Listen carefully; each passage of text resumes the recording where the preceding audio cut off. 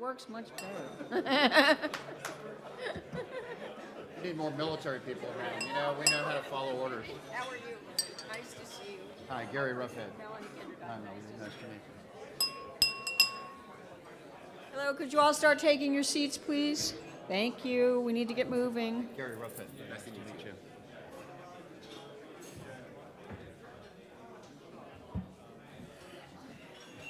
Oh, I think I need to take. Right, No. okay. I get no. Yeah, they're coming in. This way I can stretch my legs. Sure.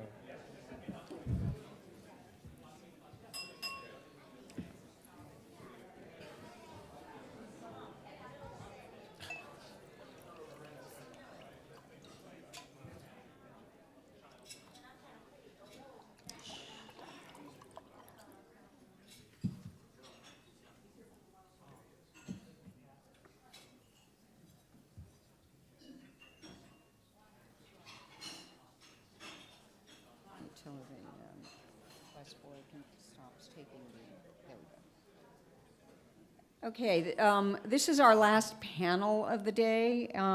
We've had 3 panels.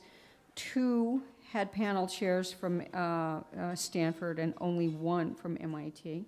And so we're going to make up for the inequity with a terrific panel chair, Munter Dalla. He is from MIT, and he's going to lead a panel in infrastructure and supply chains. Thanks. Thank you, Melanie. Thanks for the invitation. We do have a very distinguished panel. Julio Friedman from Lawrence Livermore National Labs, Saurabh Amin, who's a professor at MIT in Civil and Environmental Engineering, and Gary Roughhead from Hoover. I will talk about make a few comments about infrastructure, and in particular the grid. Let me just say as a disclaimer, infrastructures are heterogeneous and they evolve historically, so did our panel. So I cannot be blamed for any lack of coordination, but hopefully we'll give a real-life presentation of what these things are. I do want to talk about the power grid as an infrastructure, and want to highlight that this is a very complex infrastructure. It's a very complex system. It's not one problem, it's many problems. It has to do with generation, and this could be classical, traditional generation, or it could be renewable. We heard quite a bit about that. We have transmission, we have distribution, users. This is all coupled with independent system operators that are trying to bring all of this together, and markets are in between. And these things are completely different from each other. Decisions are being made independently on those pieces, but the whole thing has to work together on a very fast time scale. This is a big challenge. And what I would like to say today is we heard quite a bit about the technologies that need to be addressed. So I'm going to be particular today, but let me just sort of frame a few things that we need to think about. I think we always have to think about some performance objectives, some things that we're trying to accomplish when measuring how resilient or how robust an infrastructure is. For the grid, I think we have those notions, we call them efficiency, reliability, and security. So efficiency for me is nominal performance of the system, whether it's environmental, economic, cost, issues of the sort. Reliability, think outages. And this is a graph of the kind of exponential growth of the outages in the United States in the past, I would say 10, 13, 15 years. It's been getting worse and worse. It's getting more and more expensive, and it's something that needs to be taken care of. And then security, I separated that from reliability because cybersecurity or cyber physical security, which is something we will address today, is something about the modern grid. It's about intrusion, about attacks. It's not about indigenous risk that evolves because of failures that cascade. This is something where someone attacks the system and deliberately tries to cause failure. So we need to kind of tackle all of these problems at the same time. So I kind of, thinking about all of this, I made a table. And I was joking with Vladimir earlier, and I'm saying that I wanted to put a dollar amount in each one of those to show how expensive my talk is, but it didn't sort of come out very well in PowerPoint. But there are pieces that have been talked about. Okay, so I'm looking at the performance on one side and where the technologies that need to be developed on the other side. There's the power electronics piece. I'll talk about this very briefly. This is the lower level layer in all of this. Renewable, I won't talk about. This is something that's been addressed already. But this is the part that I want to talk about, methodology and architecture under the umbrella of information sciences. This is something we haven't talked about in this session here.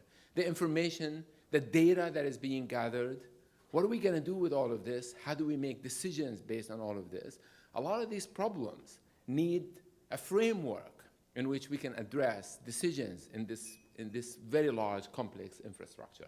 So this is where I want to focus, and I think the panel will reflect quite a bit of that. So quickly, power electronics, we heard how energy being consumed between residential, commercial, and industrial. I think that was talked about. Transportation is yet to come with the electrification of vehicles. That's something that's very important. I think we heard quite a bit about power electronics for efficient devices. There's a revolution going on right now in terms of much more effective lighting, like LED lighting, devices like air conditioning that have very efficient, appliances that are very efficient. But more so, I think there's capabilities for the grid that is being provided by the power electronics. You know, facts, PMUs, AMIs, you know, those words, you hear them over and over. These are devices that allow you to control transmission lines. It allows you to measure data on transmission and distribution. It allows you to intelligently affect consumers' behavior. So the power electronics are out there that can make major changes. The real question is, can we put it all together in a system type and get the performance that we need to get out of the system, get the efficiency, reliability, and security? Okay? So what are these methodologies that I'm talking about? I want to remind everybody, and this is actually not a gross statement, that the grid is a complex, distributed, stochastic, and a nonlinear dynamical system. It is the nightmare of a control theorist, and I'm a control theorist. Okay?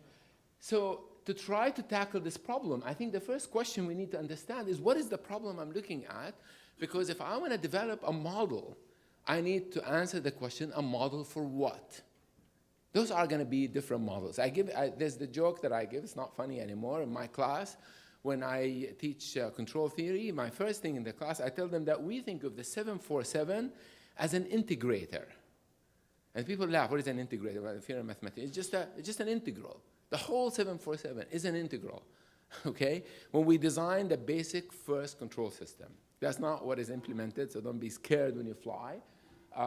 But it is about what you want to do with the system. Is it about efficiency, reliability? Is it about social behavior? Is it about investment for building a new transmission line? Are we trying to understand the market? Are we trying to understand volatility in the system? Models are for an objective. We need to define the objective before we start modeling. The next piece that I'm going to throw also to the panel to discuss is, what do we mean by models? So there are simulation models that are really critical and important, that pull the whole thing together. They're effective, putting the different time scales, the spatial scales, all in the right place. But there are models that you need on a paper and pad, abstracted, simplified models that allow you to design a system, a qualitative system that makes sense. We need both. You know, the major breakthroughs in engineering, say in communication systems, started with something like Shannon's theory. It abstracted all the interesting components of the problem, but provided a clean solution that is now responsible for wireless communication today. We need those types of abstraction. And we need to understand rare events, because outages and security issues are about low probability events. So if you're simulating without attention to the fact that they are low probability events, you're not going to see them, which means you will conclude that they're not there. So rare events as part of the simulation is critical. Then the next piece, of course, is the distributed control question. I mean, there has been a revolution in the information sciences in terms of how to design distributed, localized, with some communication control systems. The grid, of course, offers new challenges in that area. But there is a convergence in communication, computation, and control. They're all happening in a distributed way with some localization. You have to remember that For instance, the way we dispatch different generators is a highly centralized problem. The ISOs collect all the data in order to dispatch different generators. But to control voltages and frequencies is happening localized in different locations. And now we have the ability to share that data. So how are we going to share the data? What data are you going to send to your neighbor? And how often? And are you going to inundate every person with enormous amount of data and you render them useless because they cannot process the amount of information you're giving them? So we need to understand that kind of architecture. So we need an emergency system. We need to understand how a distributed system is able to measure the distance to failure, and according to that, transform that system to a new operating condition where we prevent a total collapse of the system. So what is that distance to failure? How do we use the data that we're measuring to estimate that? We need some abstracted, simplified models to give us a notion of what we mean by a failure. Similarly, but differently in the cybersecurity area, because we need to understand what an intrusion actually means. What is an intrusion? Intrusion in the internet is different than intrusion in a power grid, and we can spend some time talking about that. Those kind of architectures cannot be the same. So this is the important piece. We need to, this is the sort of the vision down 15, 20, maybe 25 years down the line, is that we do need a plug-and-play architecture that tackles the complexity of this problem. This architecture is built on this foundation of the information sciences that I talked about, okay? So for instance, the first thing I want to give a pitch to is the notion of a layered architecture. For those of you who are familiar a little bit with the internet, you know, when you actually think of the application layer of the internet, you do not spend any effort thinking about how actually packets are moving around. This is not happening with the grid. Today, when we think about connecting controllers with each other, we're still intertwined with the physical layer dynamical system. We haven't separated the dynamics from the application, from the different heterogeneous components that are going to plug into that system. So it's a total nightmare. There is no real separation that allows you to think in a compartmentalized way. Everything you do to the system affects everything else. So it makes it almost impossible to innovate in that kind of. So we need a layered architecture, and I don't claim that there are answers, but there are layered architectures that have been successful out there, so that can be a learning thing. The computation is very important. As I said, ISOs compute in a sort of a centralized way, but there's going to be a lot of decentralized computation, which means that we have to have an organization of the data structures. How is that going to be done? Is it cloud kind of computing? Can we allow the latency that exists in the cloud computing to be present in the grid? There's an architectural question there that needs to be answered. And finally, we have to impose all the constraints. The particular constraints are the cybersecurity. We cannot layer an internet-type cyber layer and say that that will work for the grid. I mean, just imagine what it means to buffer things. You know, buffering means you sort of begin to sort of compile, I don't know what that means actually in the electricity notion, right? But that's very simple in terms of the internet. So the architecture has to be somewhat different. So I look at that and I say, and another piece that will be interesting for the panel to discuss and for your questions is, what is going to be the incentive for that kind of an innovation? Who owns these types of things? I mean, ISOs own a piece of that, but who's going to own this kind of a development? I mean, the government obviously would be interested, but who else owns that? And what is the sort of incentive structure to promote research in these information sciences that will actually bias quite a bit in the grid, the kind of the robustness, the resilience of this particular complex infrastructure. So incentives can be cost, environment, and regulation, but I think that we can talk a lot more about what are the incentives for this work. And I will put it out there as the first game changer is the coming up with this particular architecture that I just described. I think that having a robust, reliable architecture for distributed control of the grid to deal with the reliability issues, one that is modular, that is able to integrate heterogeneous type, plug and play, different types of system integrate without having to redesign the system will be critical. But I do have another game changer, which is also just thinking about this, the smart aspect, the consumer side of the demand response. That's probably an easier target than the resilience of the infrastructure, but in itself also is an important piece where it brings up a lot of issues of, does the demand response problem solve the intermittency problem of renewable? Is it actually a solution? Demand response essentially says you're connecting the price of electricity to the consumer to regulate their consumption. is this going to actually solve the intermittency problem? We have to understand the volatility of the price signal as well as the behavior of the social behavior of consumers. So I'll stop here and I'll invite Julio to say a few words and we'll continue.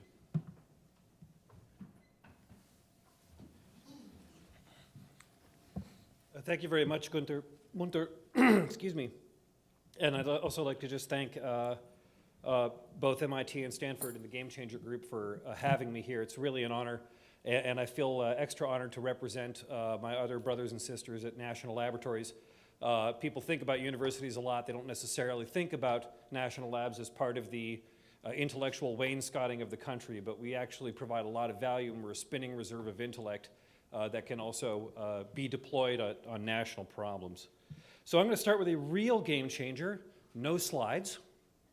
I'm going to start with another real game changer, which is a completely new business model and a set of things that have come out of that new business models for innovation in the grid. And let me start by saying that we started in California sort of backwards. We have to think, as Secretary Schultz was talking about, what we want is a better energy future. It's not just enough to say it'll be decarbonized, or it's not just enough to say cheaper. We actually have to understand what the dimensions of better are and what we're actually trying to optimize and how these things all fit together. And it turns out the California legislature just passes laws without thinking about that. And as a consequence, the utilities have to deal with it. And they could deal with it in a number of ways, one of which is by just adding stuff and jacking up rates. They realized this was not going to be sustainable. Another issue is that all the issues that California are facing are coming nationally. There are, even though every part of the system is somewhat different in its needs and its urgencies and its problems, in fact, there are a lot of commonalities between the issues that California is facing and the issues the rest of the country is facing. I'll explain that in a bit. But the biggest thing that everybody realized is that it was nobody's job to create the smart grid of the future. This was a problem because it was the utilities' job to keep the lights on reliably and cheaply. It was the regulatory commission's job to keep the rates down and to make sure everybody followed important laws in the utility space. It was the independent system operator's job to manage transmission and to manage the market and to keep things stable, but it was nobody's job to deliver the smart grid of the future. So we began a conversation many years ago with the investor-owned utilities. It took a lot of discussing, a lot of convincing, a lot of skunk works to get to a point where they felt comfortable doing this, and ultimately we pursued a new business model.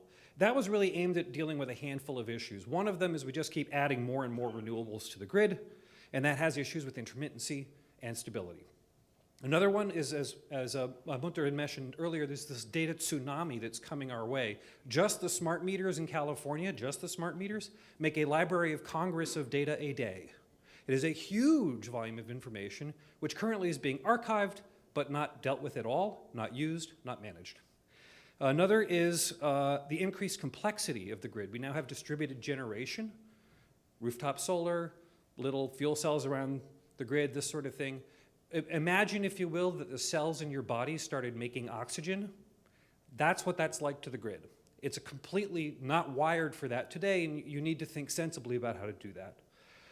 Same thing with demand response, same thing with storage. These are things that are coming on and we don't know how to make sense of them yet. Another one is increased technology. We have plug-in vehicles, we have storage, we have these phaser measurement units, we have appliances that have computers in them. There's all these things that are coming on. It's not clear what you build, how to optimize what you do. So we needed an approach that was really aimed at providing solutions. Solutions to challenges like cyber threats, to cascading failures, to cost runaway, to a whole set of things. And in doing so, we proposed a new business model, which the three investor-owned utilities in California pursued. That's called the CES 21 Initiative, California Energy Systems for the 21st Century. They went to the Public Utilities Commission and asked for a public's good charge, basically. They asked for an increase of the rate base for $150 million over 5 years to work with our laboratory and with other partners to figure out how to do this. That turns out to be about 50 cents a month for the ratepayer, so it's a real charge, but it's not a huge charge. It's something most people can ingest. And we were held immediately to hard metrics about how do you manage cost and how do you get the outcomes that you want. And in doing that, we got unanimous approval from the Public Utilities Commission. All 5 commissioners voted in favor of this. And they also said, we're going to check your plan every year and see how you're doing. You got to propose a plan. You got to make sure you're hitting your metrics. And we want to see the value that's coming out of it. But it was a way to liberate money to solve tough problems that couldn't be solved because there was an agency issue or a technology issue. And that turned out to be pretty interesting. So ultimately, there's 4 planks for what we're working on. And I'll go backwards on this: natural gas, cyber threats, operations, and planning as the key issues which we're facing the infrastructure in California. So let me start quickly with planning. One of the things that we realized was that if you bet wrong, you'd dump $1 billion in the wrong place. So planning is actually the place where the big money levers are, even though it's hard to define the avoided cost. Right now, we've proposed 4 different projects which are being worked up in real time. The Utilities Commission is going to receive the formal proposals at the end of this month and is probably going to vote on them in mid-July, at which point they'll cut checks and we'll start working. One of these is on ensemble forecasts for wind and for solar. And this gets to a point that Hal had made earlier, actually. If you do really good forecasts, you need almost no storage, because you can plan the market and manage what you need in terms of ramping and not ramping power supplies. It turns out that to do that today, the way that we make forecasts is we use about 12 CPUs of computing time, make 1 wind forecast and declare victory. This means that we typically overcommit the spinning reserve. That is emissions and cost in infrastructure, which we might not need.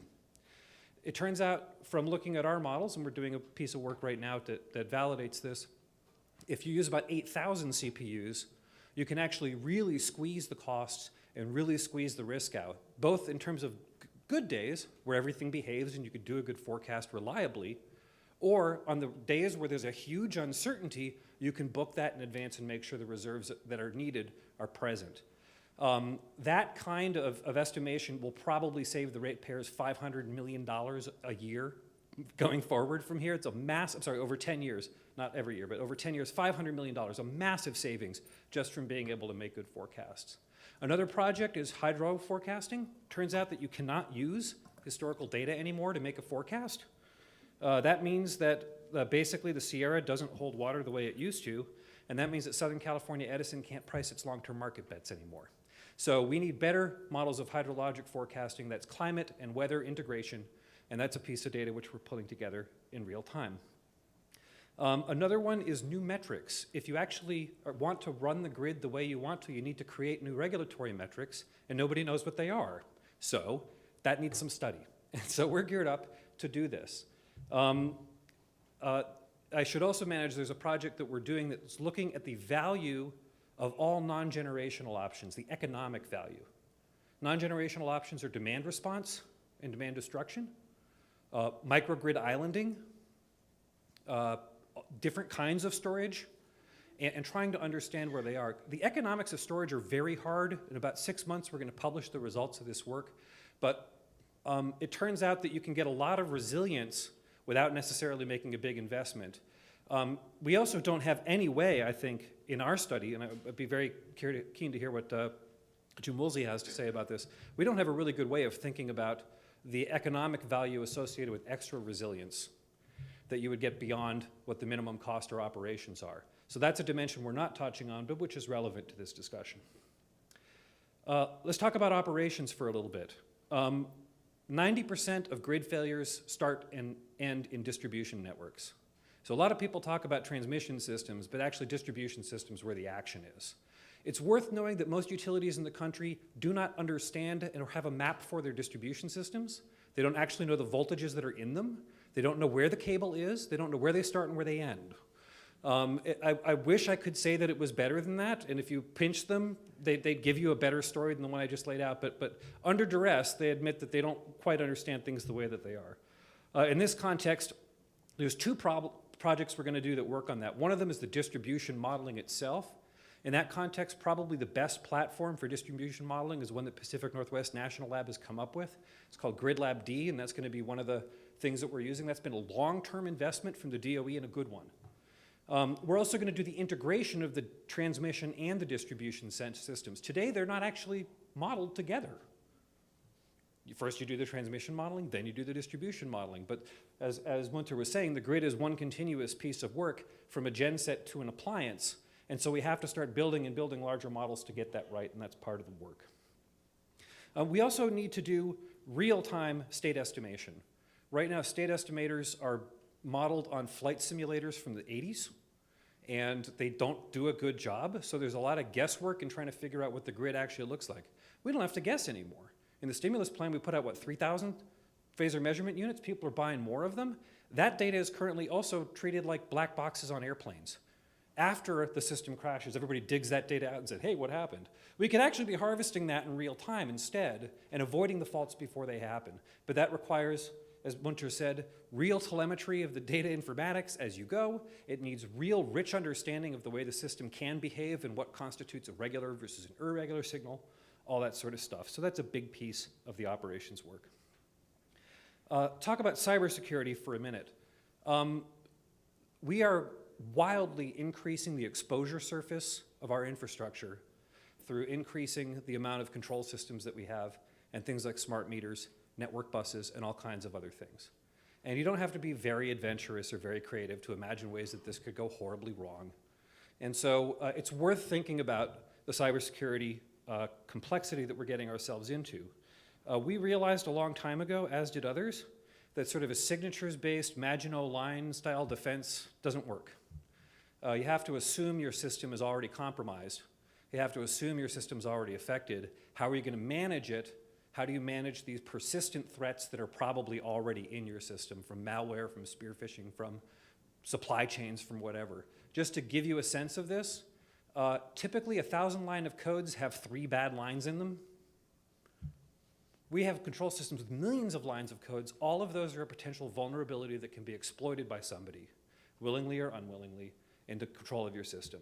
So there's 2 big efforts we have on this. One of them is advanced threat analysis. How do you find a threat on your system looking at these problems? Another is modeling and simulation of these cyber threats so that we can detect and understand them when they actually occur. That work, thankfully, is leveraging off of massive investments, which the government has already made in this space, and hopefully will expand and continue to make. The last piece is natural gas. I'm just going to talk about this really quickly.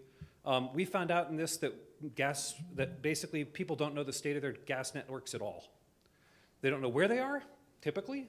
They don't know how they're controlled. They don't know the pressure inside of them. And they're typically managed by 2 union guys in a basement texting each other messages. Honestly, it's that bad in many parts of the country. We're looking at old data records, which are 1938 carbon copies, where they say, hey, the gas pipeline's 10 meters from this tree, which is no longer there. And that's the level of understanding that we have for a lot of our critical infrastructure. Between 2010 and today, there's been 150 pipeline explosions in this country. 1/3 of those are natural gas pipeline explosions, including the San Bruno explosion, which killed 30 people in San Francisco. So they take this pretty seriously. Right now, we've got $2 billion of regulatory compliance around that disaster. Our ability to improve the grid, 0 comes from that money spent. We will spend $2 billion and not do any better at managing the natural gas system. All we'll have done is a bunch of hydro tests. So this is an opportunity to really up our game in that kind of a system. I'm going to end quickly here thinking about 3 things as Melanie has enjoined us: near term, midterm, and long term. What can we get done quickly? And I should say that all the things that I laid out in Melanie's framework are near term. We got to have something within 5 years, now by statute. But in point of fact, there's some really near term and then some longer term. So the next year or 2, our really big focus is going to be on robust forecasting and integration, telemetry source state estimation, and creating an informatics network. There are informatic networks for doctors, for example. There's this huge data infrastructure to the medical community that doesn't exist to the energy community. And so we have to start that, gathering common platforms, sharing information, making it work widely. In the midterm, we have to have something that's tractable and significant. So the distribution, optimization, and control is something we think we can do in the next 5 years. That's a heavy lift, but we think that we can do it. It's going to involve massive computation, but thankfully we've already paid for those computers, so we're in good shape. We probably have a prototype for end-to-end optimization. The optimization from the genset to an appliance will probably take 10 years, but we'll have something working in the next 5.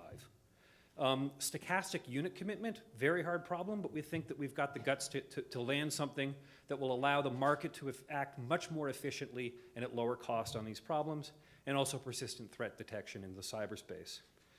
For the long term, these are important and difficult problems, but we've got a good beat on them. Dynamic state estimation, really tough problem, but that's where we got to be. We actually have to do a model that integrates the power system and the gas system. At this point, that doesn't exist anywhere in the world. We're adding renewables and we're ramping our gas system up and down. We have no idea what the consequence of that's going to be on the gas system because the modeling isn't coupled. And so that's an important deliverable, we think, to come out of this. It's a fairly heavy lift, but well worth doing. Our expectations at the end of all this, 25% of improvement, 25% improvement in net grid efficiency, and the savings on the order of 3 to 5 cents a kilowatt hour. Now, when you've got 4 trillion kilowatt hours in this country every year, that's a pretty big saving. In fact, the chief economist for the FERC looked at our project and said, wow, if this was done nationwide, return on investment would be 1,000 to 1. And the thing that's startling about this is the amount of federal money that's committed to this is much, much smaller than is needed to harvest these benefits. It's shockingly small in terms of the national need from a technical basis. In that context, I think there's a role for the kind of public goods charges which we're pursuing in California, and a role for new thinking about how you put these things together and make them work. Thank you very much.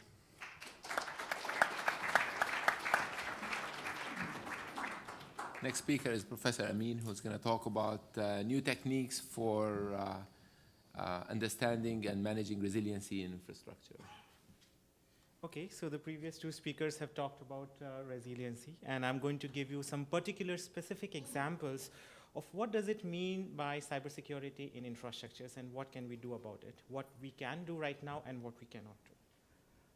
Okay, so as we know that during the past decade or so, there has been transition from this traditionally hardwired supervisory control and data acquisition systems to modern networked control systems or cyber-physical systems, which are systems where sensor actuator networks and communication devices are embedded in physical infrastructures. And this has indeed resulted in new functionalities, so state awareness, better situation awareness, some opportunity to respond in real time, to manage demand through demand response schemes, and also to do incident management when something goes wrong. So we are getting there.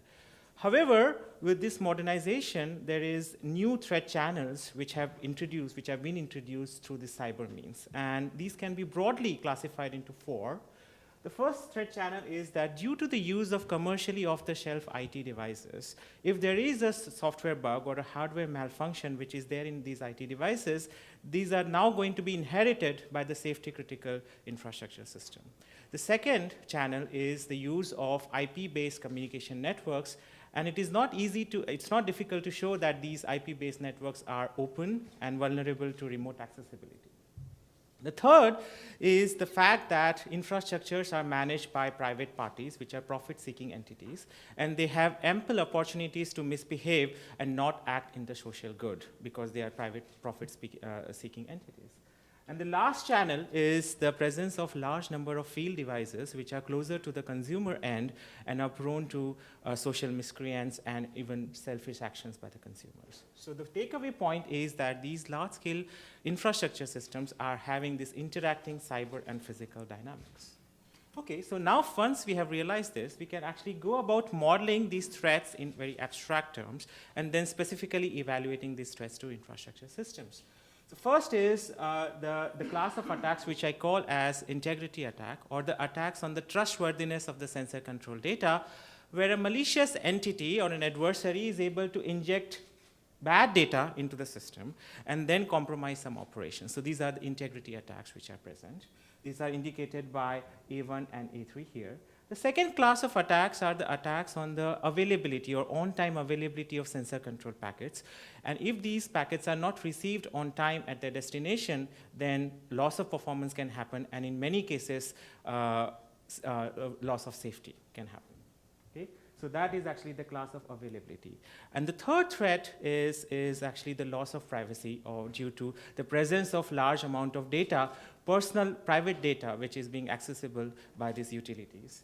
And it is not difficult to show that disaggregate usage of data collection can cause lack of privacy. So these are the three concerns. Now the real game changer which I want to actually propose is to first realize that there is a game between attacker and the defender. Okay, so that is the only statement I want to make. That we have to realize that the issue of resilience on infrastructure networks, in particular smart grid, is a question of looking at this as a game between attackers and defender. And once we have realized this, to then how to use this data and smart control abilities to design algorithms to respond to such failures, and then to incentivize these private parties to really deploy and use the solutions which are present. So where are we right now? Right now, we can actually think about attackers as strategic entities. So what a strategic attacker can do, it can actually snoop into the communications and learn safety critical parameters. It can then obtain unauthorized access into communication devices, and then launch a class of denial of service or deception attacks, right? With the objective of getting economic gains or even bringing the system down, right? So these include both nation states as well as the malicious users which are actually operating for economic gain, right? And where are we in terms of defense? We are actually in a position to design control algorithms to use this new data which is being available to us to maintain certain guarantees of when things have gone wrong. So we have some capabilities of improving our diagnostic capabilities and also responding to them in real time. So this is where we think we are, at least in the coming few years. So let me give now a specific example of an attack which I conducted, a field operation test attack I conducted in the Gignac-French SCADA system before the discovery of the Stuxnet worm, not the invention, but before the discovery of the Stuxnet worm, where we showed that it is actually possible to snoop into these level sensors, right, and inject bad data to actually compromise the trustworthiness of this sensor data, and to then compromise the closed loop effect in the sense that I can actually make the gate stop moving, right, and empty out the full canal without the operator being knowing that things have gone wrong. Okay? So once this canal is as actually, it's not perhaps as brittle as the power system, but you have to realize that this canal is actually going to take 1 or 2 days to bring back to normal. So there's a real class of attacks which are actually present, which are quite easy. And we have shown that if there is a diagnostic tool and a response capability, you can actually respond to such attack and isolate the effect of these failures. Okay? So this is an attacker-defender interaction which we can actually see in this water distribution network. The same attacker-defender interaction now carries on to the electric distribution networks. So I come from India, and in June 2012, there was a large-scale blackout. So 560 million people were without power for 2 days. And 15 days after, the Indian government said that one of the major cause of this failure, cascading failure, was strategic overdrawing of water, of electricity, from the electric distribution system. And so these utilities have incentives to overdraw the power and not be compliant with the regulator. And even from the consumption end, even with these smart meters, we have shown by penetration testing that it's possible to inject false data into these true meter measurement readings to actually compromise the actual bill which you are going to get at the end of the month just for economic gains. Right? So one class of attackers are fraudulent consumers who want to minimize the bill while not being detected, and another class are nation states which actually are interested to bring the whole grid down and cause wide-scale failures. So then the question from the defense end is to be able to design algorithms or intrusion detection systems which are going to sit in the system of the distribution grid operators such that these kind of failures are detected in time and there are certain response which are in place. Okay, so in the in the midterm, over the next 5 to 10 years, what we need is we need to actually go a step beyond standards. We need a rigorous security experimentation platform where we are able to systematically evaluate the correlated failures, both random faults and malicious attacks, and automatically learn new failure scenarios as they happen, and also perform accurate co-simulations. So outcome of this task would be to identify what are the best cost-effective IT solutions, the best diagnostic tools, and also the resilient control strategies. The second challenge in the medium term is to actually incentivize security. So security is a public good, and infrastructures are managed by private profit-seeking entities. How then to design mechanisms or rules to incentivize these profit-seeking entities to invest in the public good? Right? So in our analysis, we try to show that there are externalities which these network systems share due to the presence of cyber-physical interdependencies. And the goal here is to take into account this absence of information, this asymmetry of information, to design economic incentive mechanisms to incentivize security and resilience. So that is the second challenge I want to highlight. Okay, so as a conclusion, I want to highlight what does it mean by resilience. So resilience, in my view, has three attributes. The first is correctness, correct by construction, functional correctness. The second is robustness against random uncertainties or faults, right? Certain level of robustness. And the third is graceful degradation against attacks. So these are the three attributes of resilience I want to highlight. And the tools, in terms of going forward 20, 25 years down the lane, there are actually two tools which are available to us. We have ability to process information and design algorithms to respond in real time. That is actually covered, as Muntar said, by the field of robust control. On the other end of the spectrum, there are economic incentive mechanisms which economists have designed to actually incentivize private parties which interact within a broad social context. So right now, these are actually not that coupled. So what we need in the future is to couple these two things together. And we hope that due to this coupling, what will emerge is a proper accounting or formal analysis of spatiotemporal and hybrid dynamics, both taking into account both private and public uncertainties which are present, and also taking into account the strategic interactions which are present between these networked entities.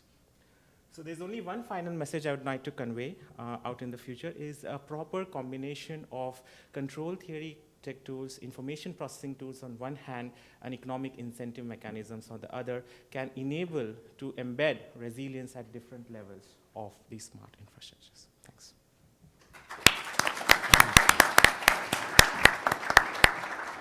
Thank you, Saurabh. Next is Gary. Okay, thank you.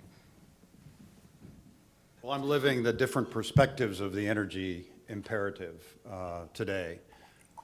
When I'm on the East Coast, we have a little place to the west of here, and it was where the storm had a nice solid hit. So we've been without power to the heat, the light, and the well for 2 days. So as I was talking to my wife about my imperative to come to this energy conference, she was talking about the imperative to get power to the well. So I'm hopeful that when I get home tonight, the lights will be on, because as we were having that discussion, I was reminded of what General MacArthur told one of his most trusted generals in World War II in the Papua New Guinea campaign, when he looked at him and said, "Bob, take Buna or don't come back alive." So that's where I think I'm starting out. I've been asked to talk about defense energy needs, and I could not be more proud of what the military has done over these past 10 years. And a lot of it, tragically, has been driven by the realities of combat. Energy, the Defense Department being a huge user of it, is what you live and fight and operate on. But it was clear early on in the beginning of the war in Iraq that energy was also costing us lives, because for every fuel convoy, a young American, at least one young American, gave their life. You can talk about how much it costs, you can talk about efficiency, you can talk about many things, but nothing can focus anyone more than the life of someone who is doing their duty to get the energy to where it's needed. And that put in place a whole set of initiatives, particularly on the battlefield, to get power distributed, to drive for more efficiency so that you could reduce that movement of fuel, to look at different forms of energy. And Secretary Schultz showed that one example of the solar blanket, that if you consider a platoon of Marines going out on a multi-day patrol, they're going to carry about 700 pounds of batteries for all the various electronics that they use now. 700 pounds of load lightning is a significant thing. And for me, as someone in the Navy, we've always kind of led in energy, whether it was the transition from sail to steam, steam to nuclear. But as we look to our future, we also realized that we had to look at things differently. And I chartered a task force during the time that I was the Chief of Naval Operations. And as all leaders know, if you want to achieve results, you put someone who really is good in charge of it. And I'd like to publicly thank Vice Admiral Phil Cullum for the work that he did as the head of that task force, which really moved the Navy, I believe, into the forefront of how we focused our efforts, how we thought about things, and essentially changed the culture of how we thought about energy. So when Phil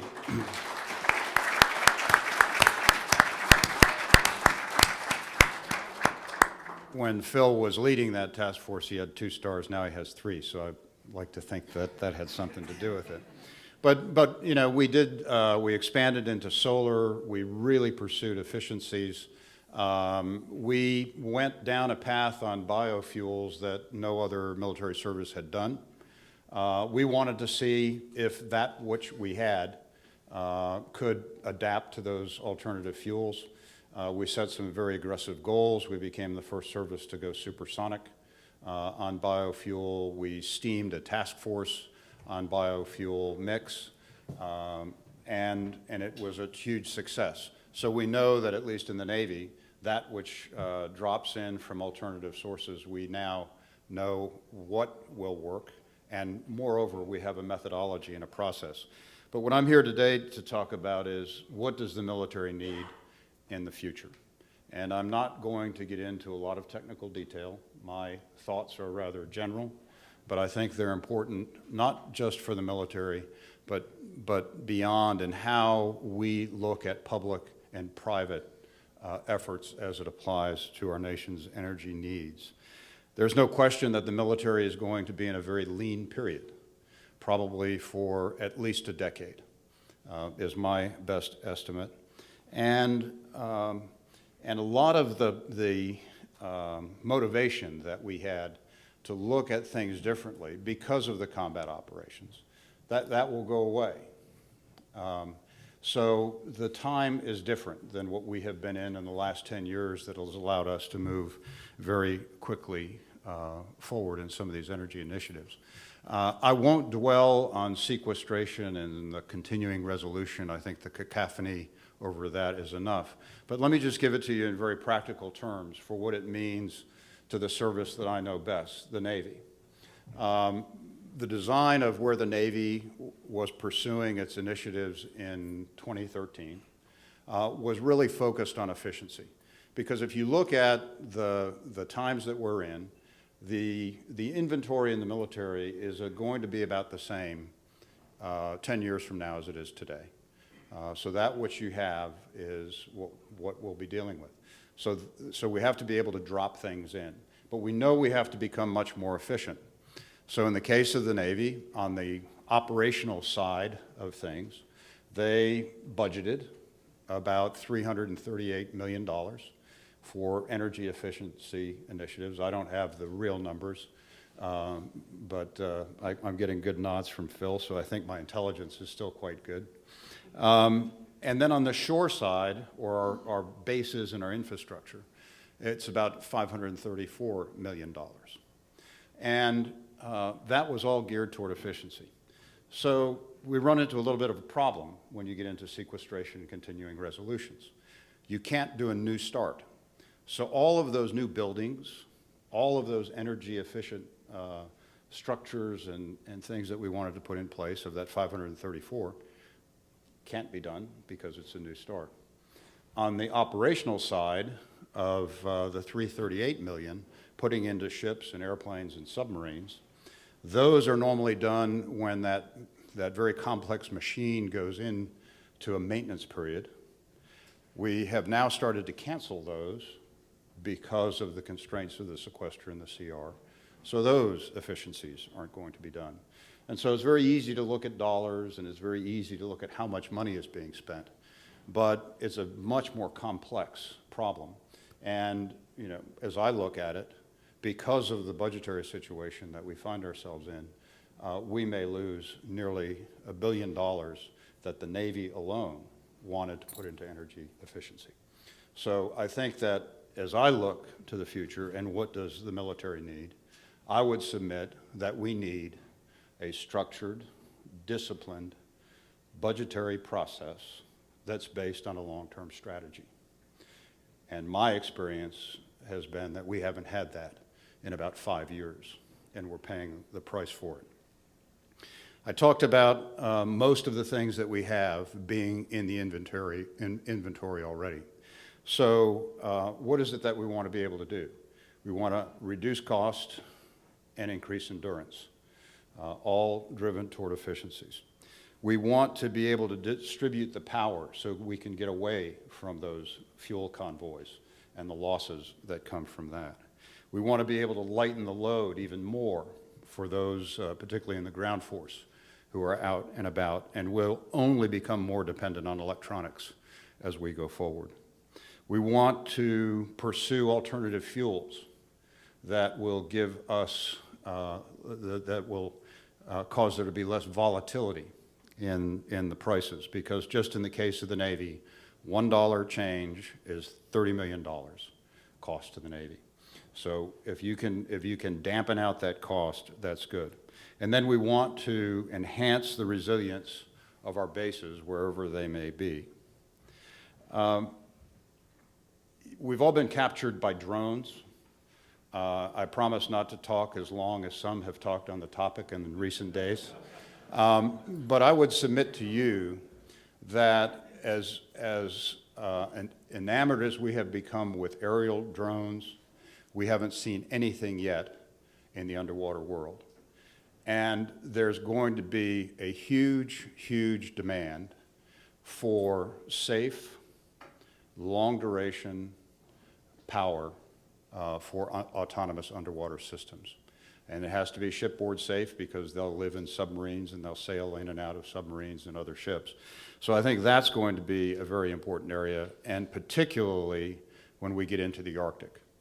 And I'll show the little clip that Secretary Schultz talked about at the end. Even though the ice has gone away, the Arctic is still going to be a very, very hard place to be.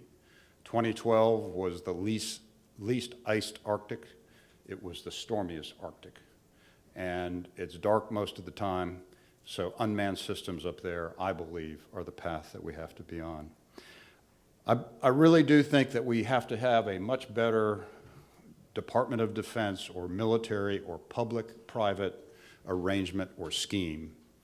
And that's a euphemism, and I hope not to offend, but that's to get the lawyers out of the way. And the reason I say that is because we have tied ourselves in knots trying to take some of these very promising technologies, bring them to our bases, which are absolutely ideal testing grounds for this technology to be used, whether it's a base or a ship. And 9 times out of 10, when I talk to a technologist who has a good idea, they can't get it over the goal line, largely because it's sole source. And it either is interpreted as a gift, which you have to go through the most tortuous process known to man, or it needs to be competitive. And I can't think of any technologist that's going to want to divulge a lot to make that information available. And yet we are inhibited from being able to take these great ideas and put them in extraordinary test beds so that we can run them to ground. And my thought is that the Department of Energy, Department of Defense, need to come together and figure out what they want to do and move it forward and get some legislative change, some regulatory change, and some policy change, and approach it not legalistically, but rather with common sense. The other point I'd like to make, and Bert Richter touched on it today, but the Navy is very dependent on nuclear power. 17% of our energy at sea comes from nuclear power. And Bert talked about some of the trends, but as I look at that trend, I'm looking at it strategically. And my sense is that what we are seeing, and it is a game changer, but what we are seeing is that nuclear power is moving from the developed world to the developing world. And what does that mean with regard to proliferation, to safety, and to security? And who are now going to be building those nuclear power plants? My information is in the Gulf, the Koreans just got the contract, not US or France. And what will be the trend? And why am I concerned about this as a military person and as a navalist? Because we are highly dependent on the US nuclear industry to be able to sustain, build, and develop what truly are the most incredible machines that sail the earth. And I believe if we are not paying attention to the industrial policy, particularly as it applies to our nuclear industry, we are going to be putting the Navy's nuclear power fleet in jeopardy. And so I think we have to take a very, very hard look at that. Now, what I'd like to do is make an abrupt shift and talk about something that even in these lean times, we have to be paying particular attention to. It has energy dimensions. I already touched on some of the autonomous systems. But just the vast distances that we're talking about in the Arctic are extraordinary. And we have the pleasure at Hoover to be working on a project that's taking a look not just at transportation and not at energy, but more broadly, what should we be thinking about as a nation as we go forward? What are the policy issues? And I have a film clip here that will start out in 1987, and it's dynamic, it's data, it's not a model, and it shows the changes that are taking place in the Arctic. Initially, it'll look like this, squiggly mass of jello, and then starting in the late 90s, you will see a dramatic change as some of the currents in the Arctic are no longer husbanding the old ice that normally exists up there. So I'm always, apprehensive when we do this, but Jameson, over to you. Now look on the bottom, you'll see the time tick, 1987, and the bar will move, and that's the ice.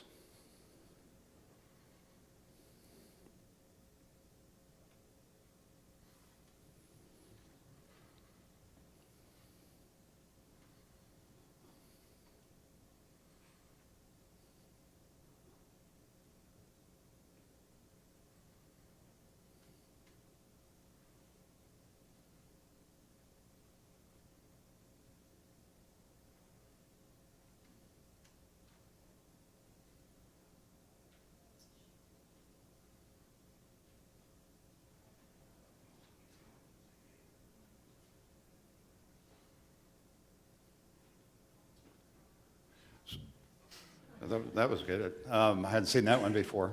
But anyway, I think that just shows you the fact that, you can debate the whys, the wherefores, but the world is opening a fifth ocean. And what does it mean for transportation, for energy, for resources, and what should we as a nation be doing about it? And I'm hopeful that the work that we do at Hoover will not only inform our chairmanship of the 2015 Arctic Council, but also engage in some thoughtful strategic planning as we move into the Arctic. Thank you very much. Thank you, Gary. I think we have time for a few questions. Okay. Hi there, Jeremy Carl, Hoover Institution at Stanford. Excellent presentations, all of you. My question is directed particularly at Julio, although others can answer. You obviously have an enormous amount of computing power. I'm wondering to what extent, however, you suffer from garbage in, garbage out. In other words, to what extent, as you begin to now engage, particularly with the California power data, are you finding huge issues with data quality that are just simply not tractable, or you make your problems not tractable or at least much more difficult to solve? Thank you. That's an excellent question, and one which we had to wrestle with all along. We are not interested in doing models that can't be validated and verified, and so you need the data to do that. One of the first things which I mentioned is a project which we think we can make a lot of progress in the first 2 years is to create this kind of data informatics platform. Sharing data in the utilities industry is tough because it deals with customer privacy, it deals with national security, you get into all these stuff, so you have to sanitize and protect and all the other stuff. We can do that, and so we're looking to be a trusted customer. In part, there's a lot of more data out there than people realize, and RHEL actually has an awful lot of data, but it's all sort of scattered about. It's not sort of in a common, easy way to sort of query and pull the data together and interpret it. So that is, in fact, a critical value, and it greatly limits innovation in universities. I can't tell you how many professors I've talked to who said, "You're getting data? God, I could do 20,000 things if I just had the data." And so that is actually a national priority and one which we need to focus on. The second thing I'll say is this would be impossible if this wasn't a project led by the utilities. This is of, by, and for the utilities. They are our customers, and they're going to commercialize whatever comes out of it, which means they've given us their models, they've given us their data at a very high level of information and fidelity, and that is absolutely necessary to have success. And you think that data is ultimately reliable? I mean, not because they're intentionally being deceptive in any way, but just because there's no evidence, right? I mean, It's interesting because there's always some portion of data that's corrupted or inaccurate or something like this, but because they get paid by that data, they're pretty good at keeping track of it. Okay, Bob? So, Munzer, a question for you. When you talked about the structure, architecture of the grid and compared it with, I believe you compared it with the architecture of the internet, you're arguing for a layered structure similar to that in the internet, to provide for a more secure structure. And yet the internet is clearly subject to attacks, right? So I'm a little bit confused about how that guarantee works. It seems to me that you don't guarantee. Well, I think that the vulnerability of the internet is not necessarily coming from the layering of the internet. It comes from a lot of different protocols that you can tinker with and sort of cause problems. The layering of the internet is what allows us to integrate heterogeneous applications without having to dig deep into the details, right? And without causing endogenous problems as soon as you connect different things to the system. But there is always, every interconnection, every system you build will have vulnerabilities. And the question is, you need to figure out how to detect them. So there's no clean answer. I think without layering, we're going to have a very, very difficult time even putting our hands around that architecture without separating different pieces. Now, I'm not suggesting a particular way of layering. I'm not really sure. So do we have a structure that would work for ensuring security? 100% security? It's not layering, but is there something out there? There's no interconnection that doesn't have vulnerabilities. Just very quickly, as a follow-up, there are upsides to that kind of layering. One of the big issues the utilities are facing is how to give answers to their customers, chiefly because they've never had to do it. It hasn't been their business model. But that's something that telecommunication companies are very good at. And so there's an opportunity to think about hybrid business models between telecommunications and utilities to provide a whole set of energy services which that kind of layering would enable. In the back? It's Jim Woolsey. Julio asked me in his remarks, I'd say a little something about security and how to monetize it or quantify it. It's extremely difficult, I think, because for two reasons. One is the general approach a lot of people have toward dealing with security of the grid and energy in general is like the song in Oklahoma, "With me, it's all or nothing." And so the objective is to have no disturbance. And as long as one is doing that, I think one neglects the possibility of partial measures that could keep at least a substantial share of buildings or homes in an area operating, and certainly not at full tilt. For an airbase, for example, if you could keep the runway lights on, maybe the airmen could pretend that they're in Britain and have warm beer and cold showers. or if you have a situation such as Gary Ruffett mentioned the well, if anybody can have enough energy to maintain functionality of some kind, the difference between not doing that and doing that is absolutely huge. In many ways, it's the difference between civilization and not, because we've got 18 critical infrastructures in the country, 17 of them work off the electric grid. So if the grid goes down for any substantial period of time due to hacking, due to terrorist attacks on transformers, whatever, we are not back in the 1980s pre-layered web. We are back in the 1880s pre-electricity, and very few of us have enough plow horses or water pump handles to operate a mid to late 19th century economy. The Bangladeshis, I believe it may be another state in South Asia, have an interesting thing one can buy in the markets for about $20 or $25. It's a couple of watts, not kilowatts, watts of solar panels. It's several LEDs. It's a tiny little radio. It's a tiny little fan. And it is a cell phone charger. And for an extra, I think, $30 or $40 to really splurge, you can have a tiny little refrigerator, which they use to keep the vaccines for their animals, because the animals are wealth and everything for them. So a $70 or $80 expenditure can completely change the lives of, let's say it was Bangladesh, a Bangladeshi family. If we had the electric utilities thinking about ways to keep something going at people's homes, even if the aluminum plant on the outside of town has to be shut down, obviously you're going to need a lot of electricity for that.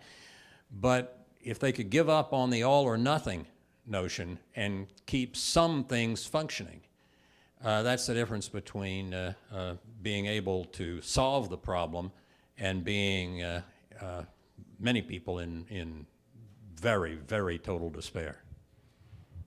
Thank you. I think I'm getting the signal that we, as a panel, should exit. Thank you for your attention, and we move to the next level.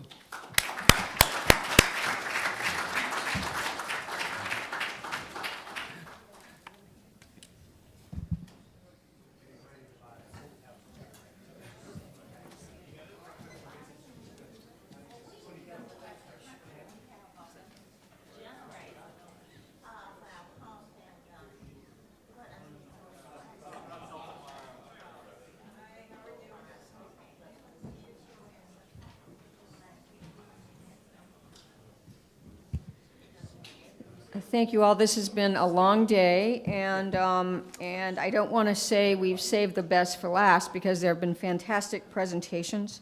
But these are two outstanding individuals who are kind of going to sum up some thoughts and discuss next steps, a way forward. And we're going to open with Hal Harvey. He's the CEO of Energy Innovation, Policy and Technology LLC, and Susan Hockfield. She's MIT President Emerita. Was a inspiration to me when she was at MIT, a great role model, and I look forward to hearing from both of you. Thank you. We are going to follow the game-changing precedent and not use PowerPoints. And I'm stealing the opening line of what I want to say today from a previous speaker. I'm supposed to talk about policy. How do we actually get this done? And so I'm opening this with the following. Policy comes from complex, distributed, stochastic, nonlinear, dynamic systems. There's no question. One of the things I've had the privilege of doing in the last couple of years is helping a group of extraordinary CEOs in America support the idea that we should substantially increase federal commitments to clean energy R&D. These are Norm Augustine, Chad Holliday, Jeff Immelt, John Doerr, Ursula Burns, Bill Gates, and Tom Linebarger. Really terrific folks who spend their own time on this and present it in person and so on. It's not a symbolic gesture for them. So the first thing I'm going to do is, in about 2 minutes, synopsize their reports. their recommendations in 6. But then I want to talk about how this group of people, each of you individually, can accelerate our commitments to clean energy, because we have to goose this innovation engine, or we will be wasting options. We will be neglecting great options. The AEIC conclusions, I'm going to synthesize them down to 6. They're available in these reports written by the principals. The first is, this country should have an energy strategy. There's nobody in the federal government whose job it is to enunciate an energy strategy. Different people have different bits of it, and much of it is federalized. That's a wasted opportunity. And so they argued for a quadrennial energy review modeled on a quadrennial defense review that the Defense Department has. By the way, this recommendation has also been put forward by PCAST and by others. Really important. Second, they argued we should treble energy R&D from about $5 billion a year to $16 billion a year. Let me remind you that our energy bill in this country is about $1 trillion a year. So we're still talking of numbers well south of 1% here. Now, this is a tough moment to increase clean energy R&D in the budgets, obviously, and it might make sense to, instead focusing on doubling the clean energy R&D from, say, $3 billion to $6. I think that's a feasible number even in these fine times, but we need a bogey. We need something to aim at. A subset of that recommendation was increasing ARPA-E to $1 billion a year. People were very proud and very impressed with ARPA-E. Susan's going to talk about the innovation ecosystem, but that was also part of the recommendations of the AEIC. They noted that the research universities of America were a spectacular but underused asset. And since this is sponsored by MIT and Stanford, I'm not expecting much dissent there. And finally, they argued for steady and long-term signals, that off again, on again is a terrible way to think about research. So given that, what can we do collectively to accelerate this agenda, to move it along? And at this point, I'm departing from AEIC, and I'm representing only myself, because I don't want to pretend that our 7 CEOs are proffering this. They argued in their reports that we need more funds, but also the way you spend money is crucially important. And I've actually put together a report synopsizing in very condensed form recommendations for how to spend R&D money, and I pulled it from National Academy of Sciences, National Academy of Engineers, PCAST reports, and so on. It's available on my website and also out on the table if you like. The essence is very simple. You have to spend federal funds differently depending on what you're trying to accomplish. And the MIT-Stanford collaboration argues, in effect, for 3 phases of R&D, depending on how advanced the technology is. I synopsize that into basic science, engineering, and commercialization. And basic science requires great scientists, great labs, long-term commitments, and peer review. Not a long list. Not easy. And we actually have a lot of that. We need more. Engineering is clear from results both in the US and abroad, requires a very close relationship between the ultimate customer and the labs. Deep industry involvement has been a key to engineering-related R&D. And by the way, I don't think the US is as good at this as some other countries are. The Germans have something called the Fraunhofer Institutes. It's 70 different institutes who are all about the engineering phase, making things workable. It's really a fantastic model. And there are lessons, again, that our CEOs brought from their own companies about stage gating and so on that make that level of R&D much more effective.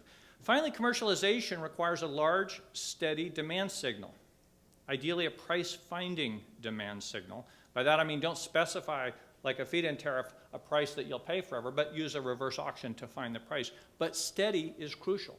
On again, off again is like almost purposefully sabotaging what you're trying to get done, and the production tax credits have been an example of that. Everybody we talked to, by the way, we did detailed interviews of the chief technology officers of 17 large corporations in America.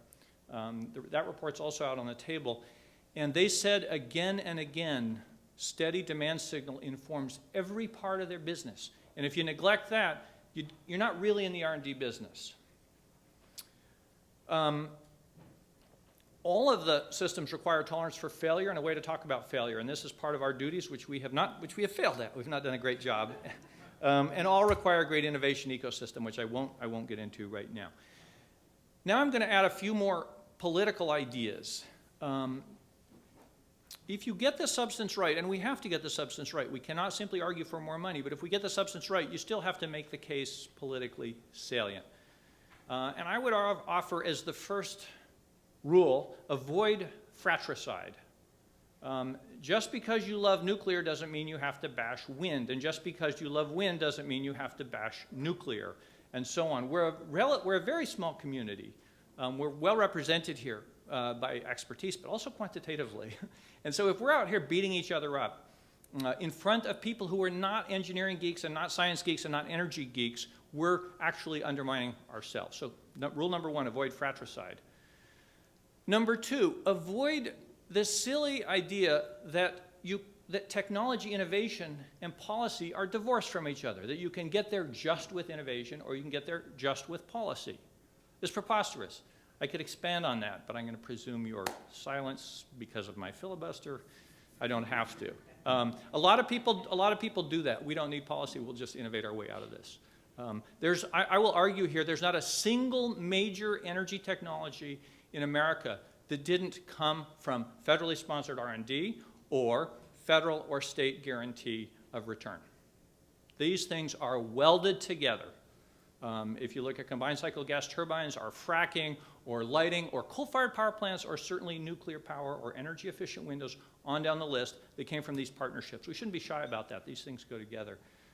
And within the realm of energy policy, another flaw I see again and again is people argue that there's a perfect policy. If we get the carbon price right, everything else follows. Well, that's preposterous. Again, I'll take that argument if anybody wants it. If you get performance standards right, everything else follows. Actually, you need both. The triangle of good energy policy is performance standards, economic signals, and price signals. If you get those three, it's amazing what can be done. Don't fall into the trap of pretending that there's a single solution here, because there isn't. I mentioned earlier failure. We need a way to talk about failure. There's no such thing as research without failure. If you knew the results, it's not research. And we're going to have a lot of failures. We're going to have more of them. Failures are big, fat targets on our back until we can talk about failure. The medical profession, the defense profession are much better about thinking about failure and talking about failure than the energy world is. And when you read all these magazines or articles about different agencies, they never talk about not only failure, but what they learned from failure. Now, failure is not an excuse to do a crappy job. Failure is a reason to tighten up things like stage gating or paying attention to whether technologies have large-scale lung potential.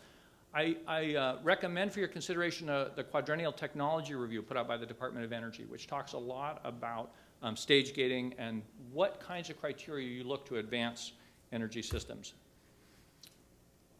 The last realm I want to talk about here is now really into the politics of clean energy, of energy R&D.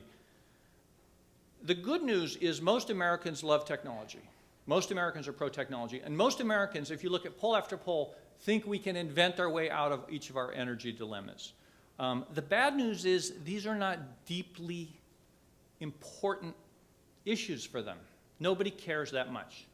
So we have high likability but low salience for energy technology. There aren't people who are committed to winning this battle. It's almost a null set. Environmental organizations are suspicious of technology investments because they think it's an excuse for no policy. And fair enough. They've been snookered a few times, right? Remember the Partnership for New Generation Vehicles? Bought us a decade of no action on fuel efficiency? Not good. Many conservatives don't like government or federal investments in technology because they're suspicious of industrial policy. And if you look at the history of certain utility investments, there's reason to be suspicious. National labs are not especially good at lobbying because they're seen as being self-interested, as is academia. And so and scientists, by the way, are absolutely terrible at making a political case. A few exceptions, but not enough. And so the consequence is the advocates for serious commitments to federal clean energy investments are few and far between. The symmetrical good news is that it has no enemies. Everybody likes this stuff. So we need to take advantage of it. So here's what I'm gonna here's the burden I'm going to put on each of you. There's 75 people in this room, plus or minus. No better group of energy experts. Every technology is represented, private sector, the military, academia, government, utilities, energy companies, and so on. I would put it upon each of you to become an advocate in a consistent way. It doesn't mean it's a full-time job. Everybody in this room, I would wager, knows one or many members of Congress.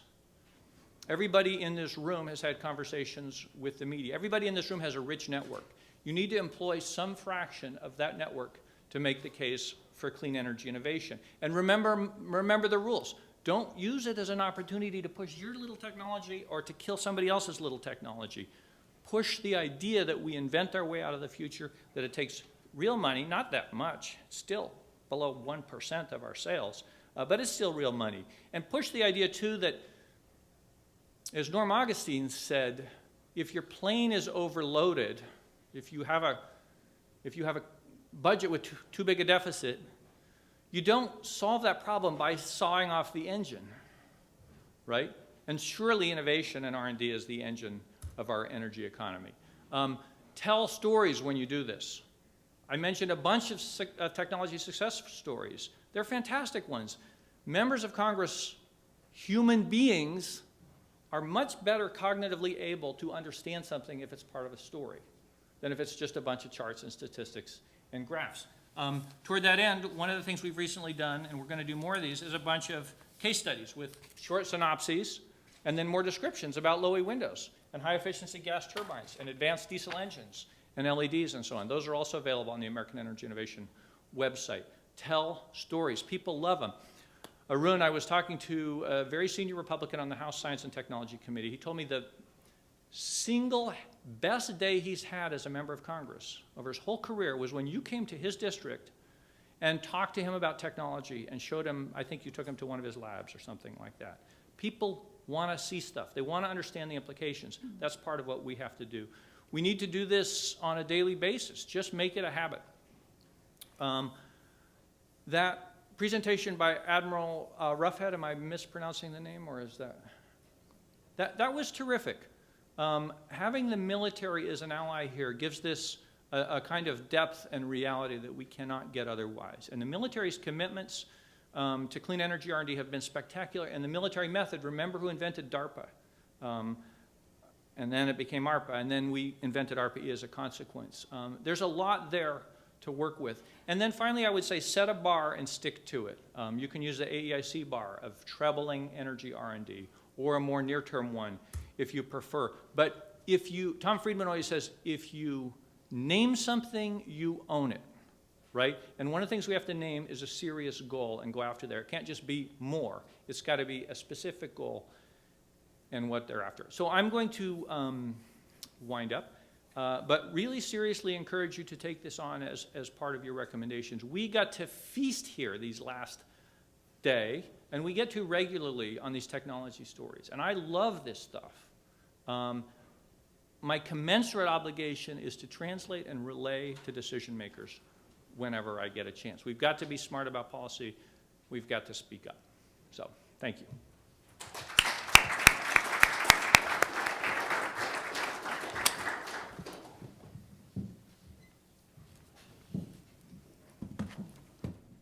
So Hal set that up nicely. I can just say what he said.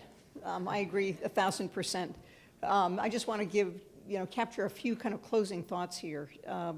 The Game Changers project was set up as a way of accelerating, changing the game on energy. And there were 3 meetings, the first at Stanford, the second at MIT, and the third here. And the idea was to, get ourselves all dressed up and ready for the battle that Hal has laid out for us. So, we're ready for the battle. We've learned a lot of things over the course of this, and frankly, I've learned a huge amount over the course of the energy initiative at MIT. But the way what's absolutely required for us to accelerate progress on sustainable energy is to more tightly link research to development to deployment. And the way I believe we have to go about it is what Hal laid out. And I talk about the tried and true innovation triad of government, academy, and industry. that triad has produced all of the marketplace miracles that we adore. And I believe that we can tighten up that triad and make the transition from basic R&D to development to deployment to actually tighter and make it work faster. I want to kind of highlight why the world of energy innovation is just so gosh darn difficult. It is different from cell phones, it's different from IT, and it's different because the energy companies, the big oil and gas companies, they are big, they have complex and very efficient both supply and distribution chains, and for them, reliability is paramount. You talk about the grid going down, panic. Reliability is absolutely paramount, and these companies don't want to face the possibility of, the gas stations not having the gas. So there are really very big challenges. I'm going to call out just 3 more. For 6 billion customers around the world, at the end of the day, it's simply heat, fuel, and power. And as we consume this stuff, we are pretty agnostic as to its source. So whether it's a nuclear power plant or a coal belching power plant, when you flip the switch on the wall, the light goes on, and that's what the customer is buying. And so that makes the transition very, very difficult for these energy companies. It's not like bringing out a new smartphone with, that has new functionalities. I mean, there may be new LED bulbs at the end of, when you flick on the switch, but frankly, the electricity is going to be electricity no matter where it comes from. So that makes it hard for them. The capital investments are absolutely enormous, and these investments go on for a very long period of time. So to Hal's point, having a signal that there will be a customer out there 5, 10, 20 years on is absolutely critical, and it makes it very hard to change. And the other issue that you just have to, we always keep in mind is scale. So the scale of the energy enterprise is huge. And one of the things I learned very early on in the energy initiative at MIT was that boutique solutions, while they are cool and attractive and nice, they don't go the distance. And so it's very difficult for the big energy companies to take these boutique solutions seriously, because if they can't scale, they're of very little use to them. So together, all these things lead to kind of risk-adverse behaviors and a progress that's more incrementalism than really leaping to new technologies. But we feel very strongly that we have to change. We've got to change for reasons that you all know well. For the United States, I believe that transitioning to a sustainable energy future is a great avenue for economic growth. And that economic growth includes that jobs category that everyone's so focused on. Absolutely critical for national security. Admiral Ruff had talked about the Navy and the essential, just the demand for having more reliable energy. But the way I think about it is that we have come to rely on undependable countries for oil and gas. And are we now going to depend on undependable countries as we import technology from them? The United States really has to get serious about being a leader in new energy technologies. And of course, the climate consequences, hardly need to be spoken of in this room, but the urgency of climate change puts an enormously high premium on acting just as quickly as possible.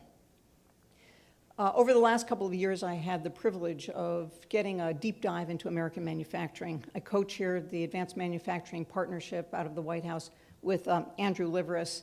And at MIT, we've been conducting a study called Production in the Innovation Economy.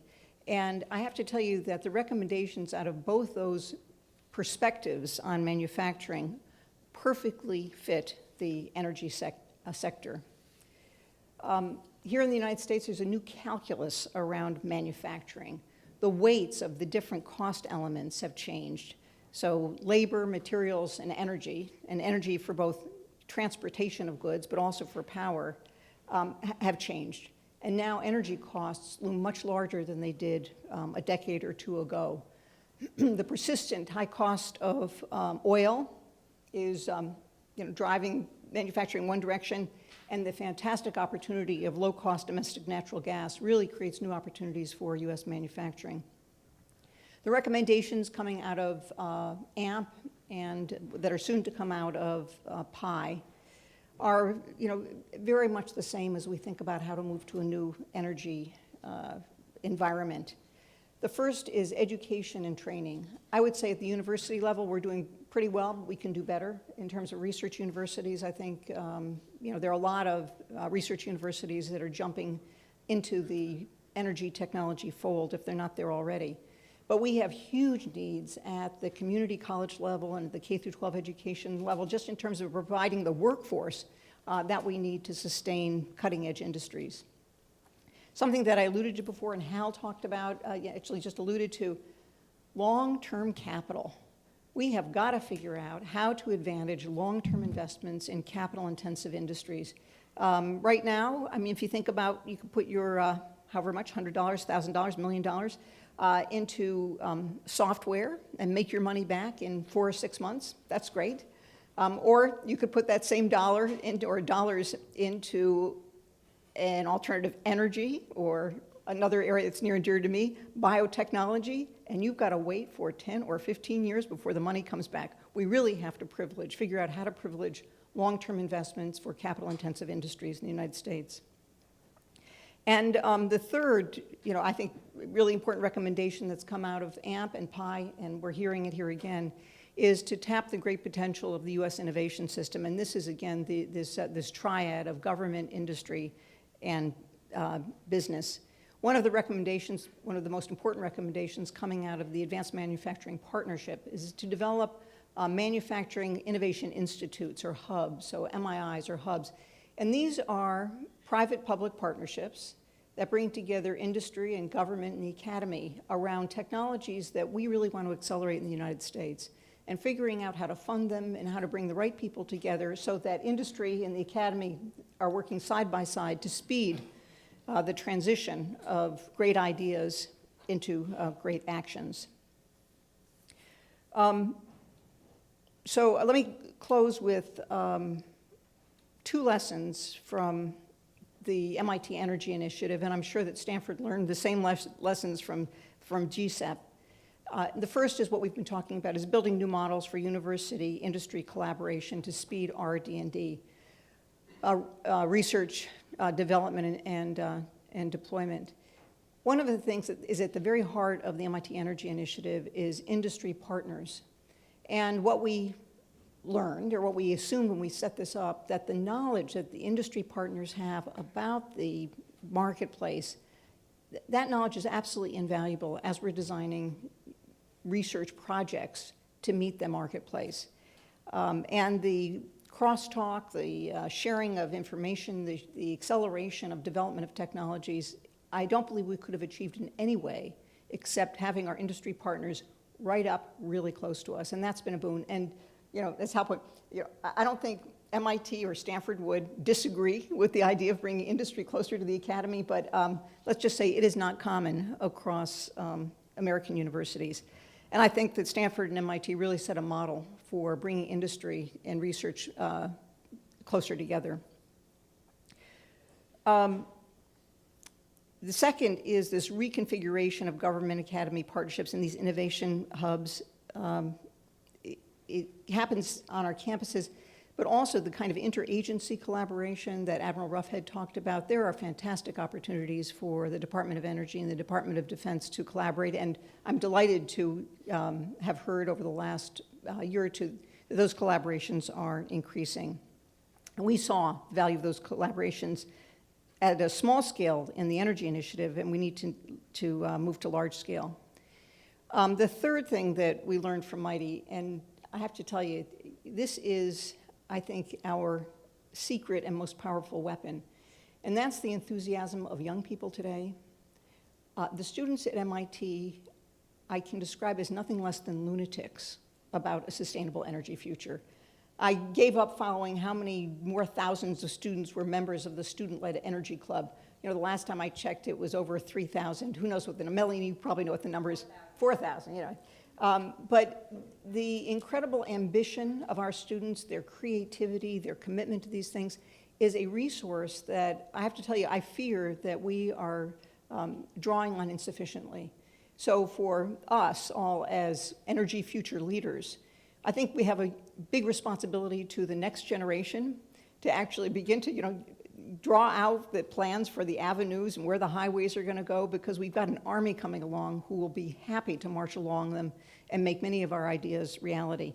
The young people in this generation are, I'm a little embarrassed to say, different from the young people in my generation. The kind of change that we imagined we could affect was mostly in theory and only a little bit in practice. But these young people today are really committed to making change in a real way in the real world, and I think we owe it to them to give them the avenue by which they can do that. So being part of Game Changers and being part of the MIT Energy Initiative has been absolutely inspirational. I want to call out George Shultz for his leadership. From the first time I talked to him about energy in MIT, he said MIT and Stanford should do something together. And the response from MIT is we were just taking our baby steps, as well, maybe not yet. But George does turn ideas into action at a pace that is almost unrivaled. And for him to encourage us to do this Game Changers project in order to get our ideas in order and bring them here to Washington when the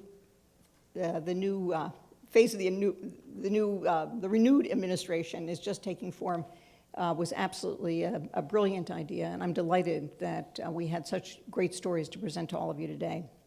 So shall we stop and take some questions? Thank you.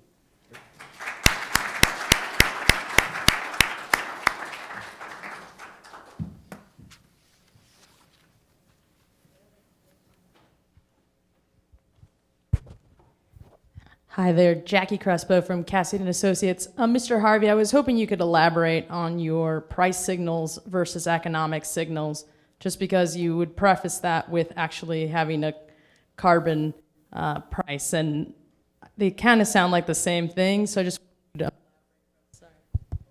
So economic signals come in many flavors. They can be a subsidy for one company and not another. It can be a carbon tax, a carbon cap. Basically, and the neoclassical economists, and I say this carefully because my son is at the University of Chicago, they believe that getting the price right solves everything. The problem with them is they've never been a building contractor. When you buy a house, you're looking for good schools and little quiet neighborhood and granite countertops. You didn't build the building. You have no idea how much energy it used. You probably can't afford to rehab it. The person who did build it has no financial incentive to get it right. The only policy that has significantly increased energy efficiency in buildings is building codes. And good building codes, the best one of which in the world is in California, have reduced energy consumption 80% compared to pre-code. Fuel efficiency standards for cars are home runs. In England, if you look at the gasoline tax, the diesel tax there, it works out to about $600 per ton of carbon. And they nonetheless needed a fuel efficiency standard because there's something called a plateau of indifference. So there is market failure.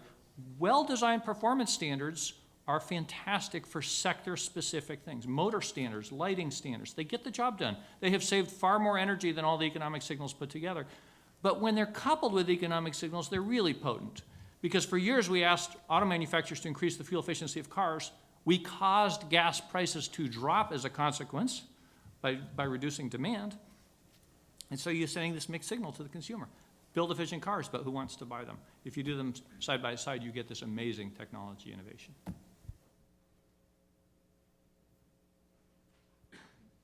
You're moderating, sir. Oh, I'm moderating. I'm sorry, I'm immoderate. Please. One thing that we have discussed, I think I have it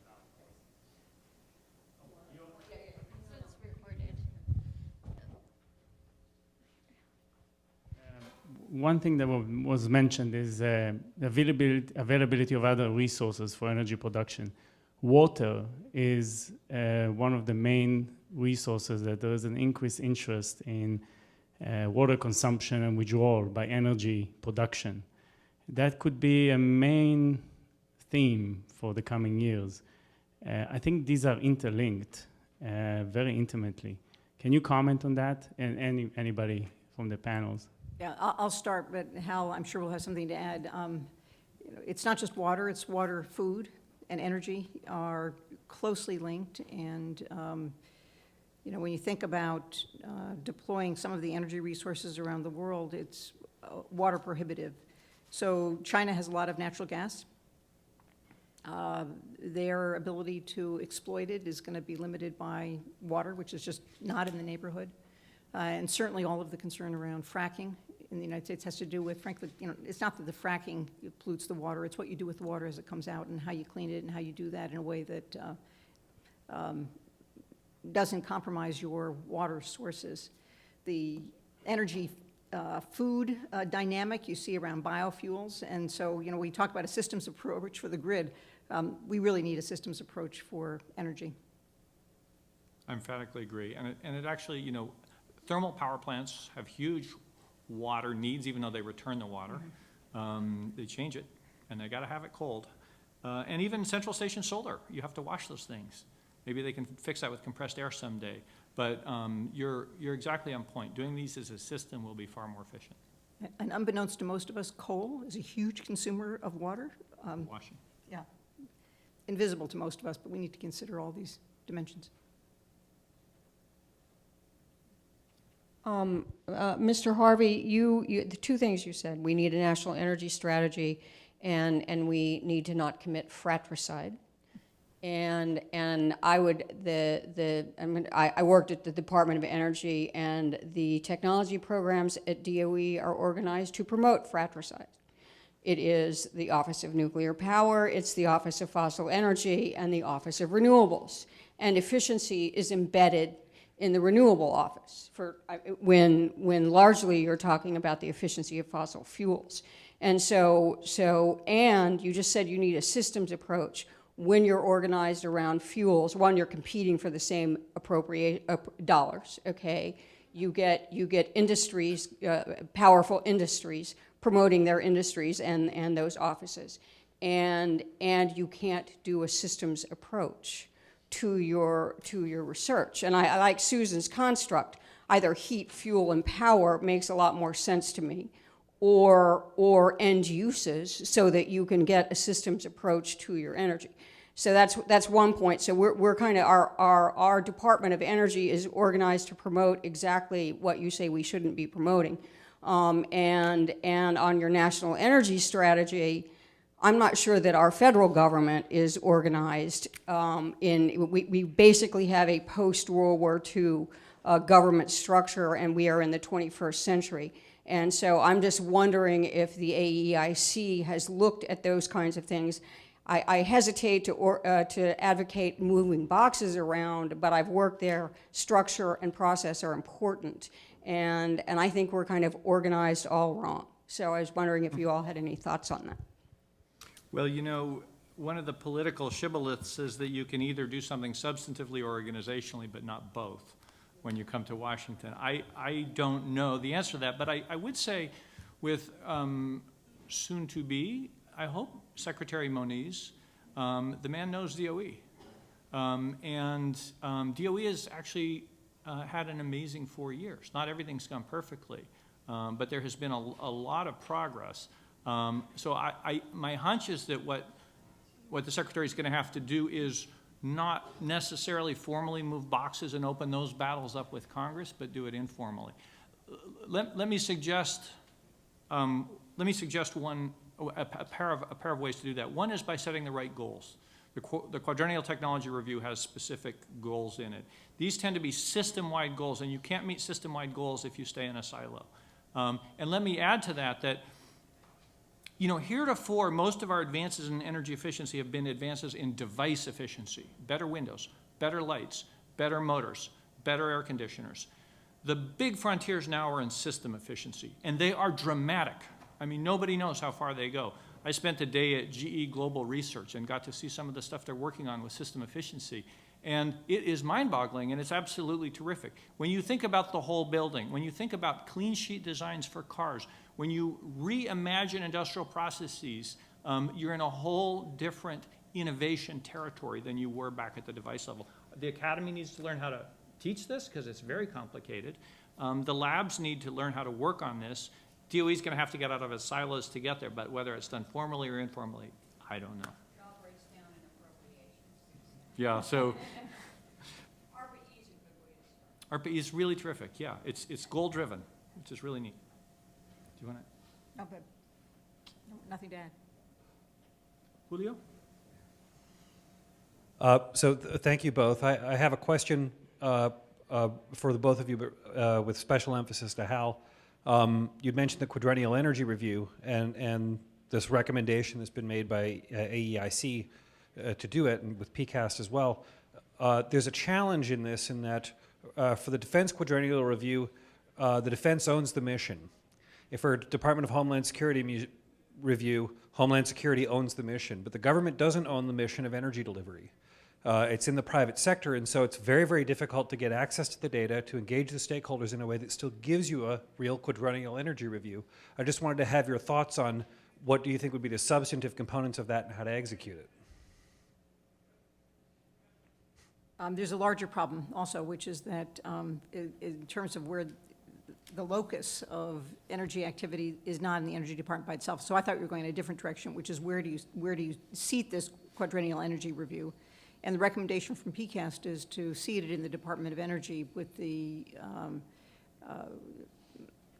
responsibility for reaching out to all of the other agencies that are involved, so you get a real interagency collaboration making that happen. And I don't have anything to, I don't have any reflections about industry, except my kind of potential, my perpetual call, which is, you know, industry, the academy, and government have to be in this together, or you're not going to end up with anything that can go anywhere.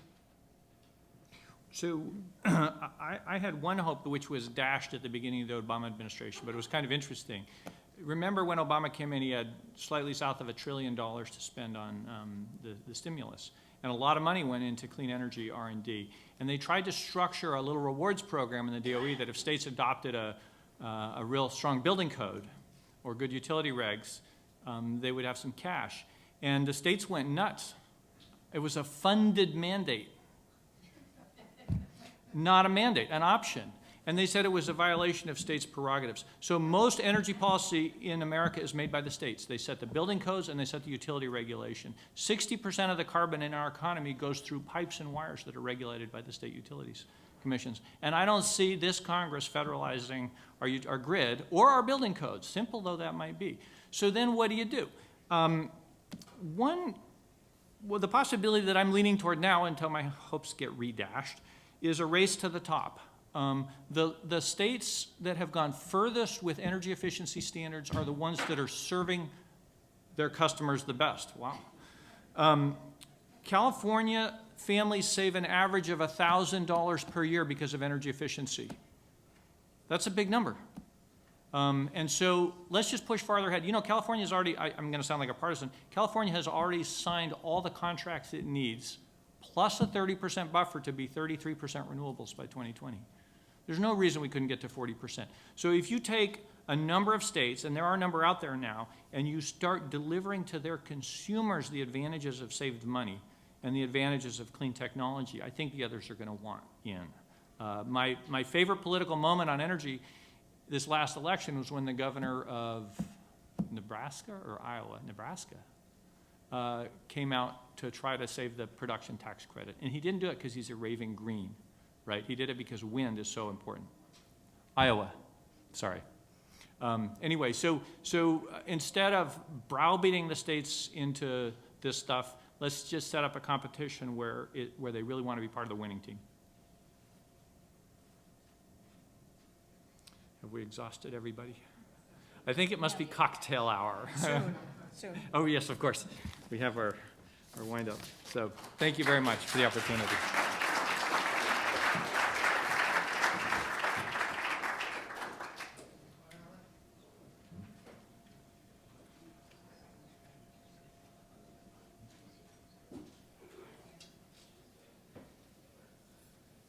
Well, Raf and I want to bring this formal part to an end by thanking everybody for the good presentations, the good participation. In a sense, we started with a proposition that the revolution in energy R&D side, as distinct from the fracking side, was really important, and that lots of stuff was going on that's applicable today, that's in the wings and so on. A lot going on, and I think I could summarize what happened today as saying the answer is certainly yes. Lots going on, and let's keep it going on. So thank you all for coming, and Raph, give us a last word. Yeah, just a few brief thank yous.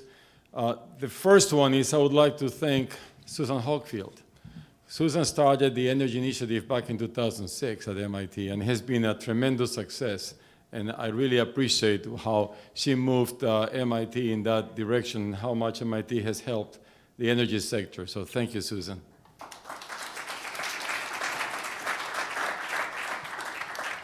A brief second thank you is for Secretary Schultz. This man has gently and also gently prodded MIT and Stanford to work together. And we're doing so, and he created this wonderful concept of game changers. He has inspired us. And he's always insisting that the solutions we come up with ought to be a game changer. So Secretary Schultz, thank you very much.